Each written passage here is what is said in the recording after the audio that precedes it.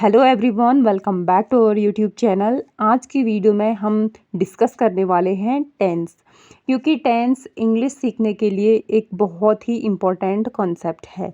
तो हम इस वीडियो में समझेंगे टेंस क्या होता है, टेंस का रूल क्या है और टेंस के टाइप्स एंड बेसिक कॉन्सेप्ट। तो अगर टेंस समझ गए तो इंग्लिश बोलना और बनाना बहुत इजी हो जाता है। होपफुली ये वीडियो आपके लिए बहुत हेल्पफुल रहने वाला है। तो चलो बिना देर किए इस वीडियो को स्टार्ट करते हैं। सबसे पहले तो हम समझते हैं टेंस क्या होता है।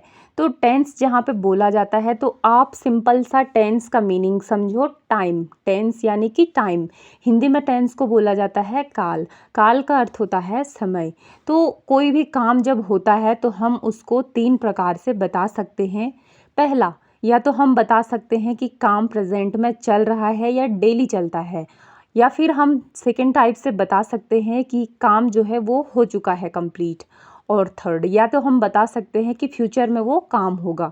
तो यही जो ये टाइम बताने का जो सिस्टम है इसी को बोलते हैं टेंस। हम कोई भी सेंटेंस बोलते हैं तो सामने वाला ये जानना चाहता है कि काम कब हुआ, अभी हो रहा है या फ्यूचर में होगा। तो यही है बस टेंस, और इसकी एक सिंपल सी डेफिनेशन बस ये है, tense tells us the time of an action. तो टेंस ये होता है कि जो हमें उस कार्य के होने का टाइम बताता है, जो कार्य हो रहा है उसका टाइम जो वो हमें बताता है वो बताता है टेंस। तो रियल लाइफ एग्जांपल्स में देखो कि हम कहते हैं आई ईट फूड, तो लिसनर ये सोचेगा कि अभी खा रही हो, रोज़ खाती हो या कल खाओगी।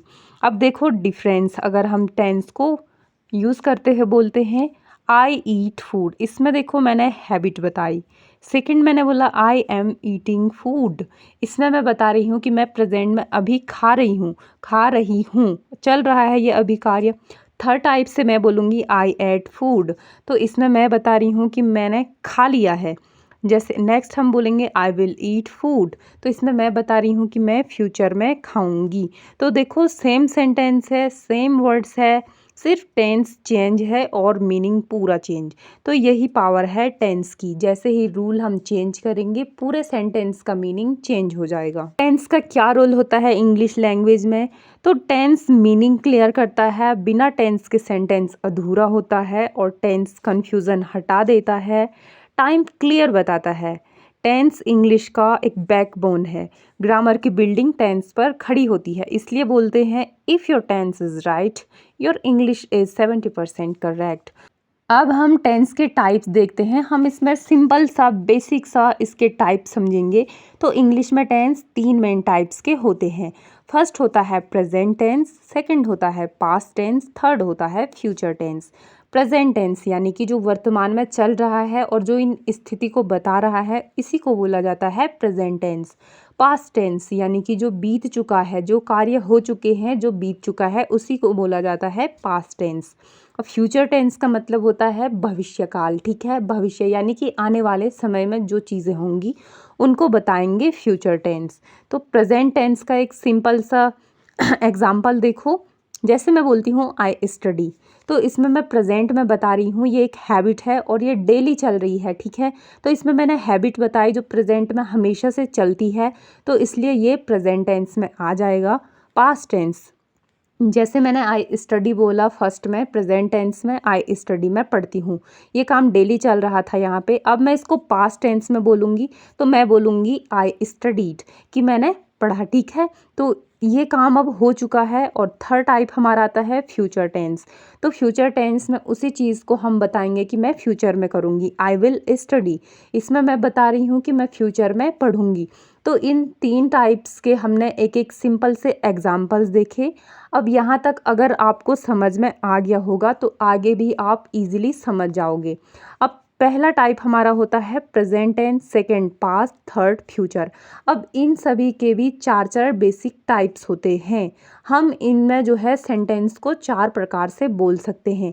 4 टाइप्स हम पढ़ेंगे प्रेजेंट टेंस में, 4 टाइप्स हम पढ़ेंगे पास्ट टेंस के, और 4 टाइप्स हम पढ़ेंगे फ्यूचर टेंस के। तो अगर आप इन सारे रूल्स को समझ जाओगे तो आपको इंग्लिश लैंग्वेज समझना एकदम ईज़ी हो जाएगा और बोलना भी उतना ही ईज़ी हो जाएगा। बोलने की तो खैर प्रैक्टिस करके ही होता है, बट अगर आप इन रूल्स को समझ जाओगे तो आप हर जगह सेंटेंस बना सकते हो। अगर आपकी वोकेबलरी अच्छी है तो वो तो और भी अच्छा हो जाएगा।